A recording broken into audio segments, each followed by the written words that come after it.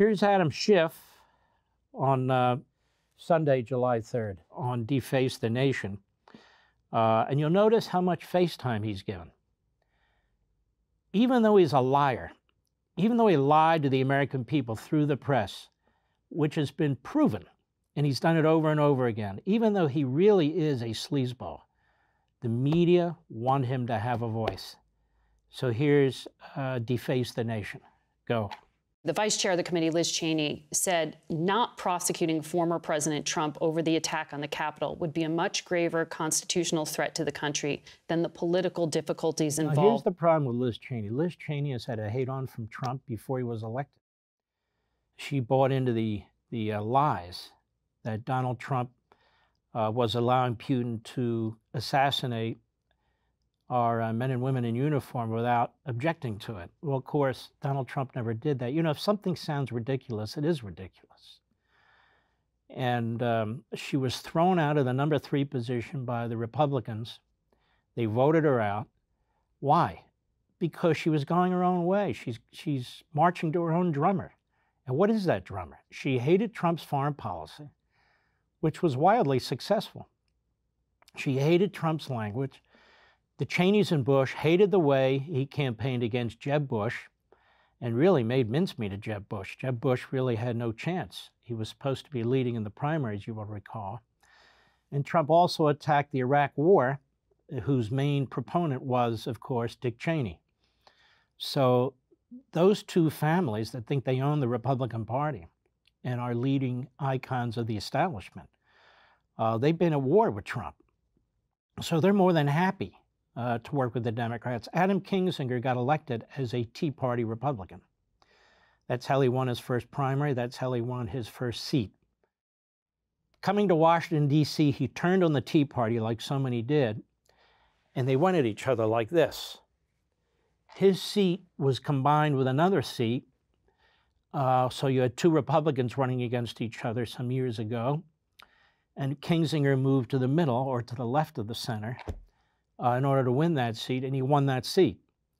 This time he was also gerrymandered against a Democrat, and he gave up because he couldn't win. That's why. So he's another one who's been utterly unprincipled. So these people come to this battle trying to get even with Donald Trump personally. Now, I've said many times, this committee is unconstitutional, not because the way it's made up. That violates, you know, over 200 years of tradition in the House of Representatives. That's a big deal. But it's unconstitutional because it's violating the Constitution's separation of powers. It is not free to conduct a criminal investigation, a quasi-criminal investigation, to basically conduct an investigation for their friends and cohorts in the U.S. Attorney's Office in Washington or the Attorney General, 2 Democrats appointed by Biden who are highly, highly partisan. Because you do not have the same constitutional protections when you're testifying in front of a committee of Congress as you do when you're testifying at a grand jury or when you're facing a trial. You don't even have a right to conduct your own discovery, right? That's not taking place here. You don't have a right to make certain objections. They'll hold you in contempt, and then contempt of Congress is a crime in and of itself, and this committee has demonstrated that it will use that against officials. It really is a star chamber process.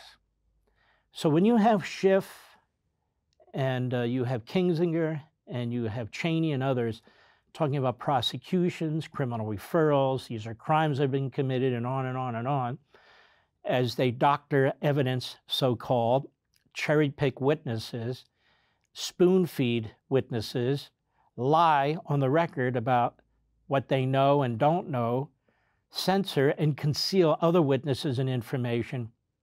This is diabolical. Absolutely diabolical. And then when you have the press, including conservative press, saying, here's what we learned today. You didn't learn anything. It's like after Cassidy Hutchinson testified, all of a sudden we learned, wait a minute. Secret Service says he didn't grab the other Secret Service member. Wait a minute. Another lawyer says he wrote the note. She didn't write the note. Now we have a text that says she viewed the whole committee process as BS just about 6 or 8 weeks ago. This is the kind of information an opposition would use to raise questions about the credibility of a witness in real time. And it is exactly what this committee does not want made public. Go ahead. With bringing charges. She said this in an ABC interview. She also said there are possible criminal referrals, not just one, but multiple. Do you agree? I do. You know, for 4 years, the Justice Department took the position that you can't indict a sitting president. You know, it's just amazing to me. So here we have this one-sided committee, and then over the weekend, they spread out on these different Sunday shows. So now you have a reporter who hates Trump, quoting Cheney, who hates Trump, and asking Schiff about what Cheney said. He hates Trump. And of course, they're pushing to make referrals on multiple counts against Trump. And Liz Cheney, the reason why you're furious about Liz Cheney is you supported her father in 2 elections. You defended her father against the Halliburton and other charges. You found Liz Cheney somewhat appealing. Liz Cheney was a congresswoman and still is, I guess. And now you see her true colors. She is a vicious hack. That's what she is. And she provides cover for the Democrats.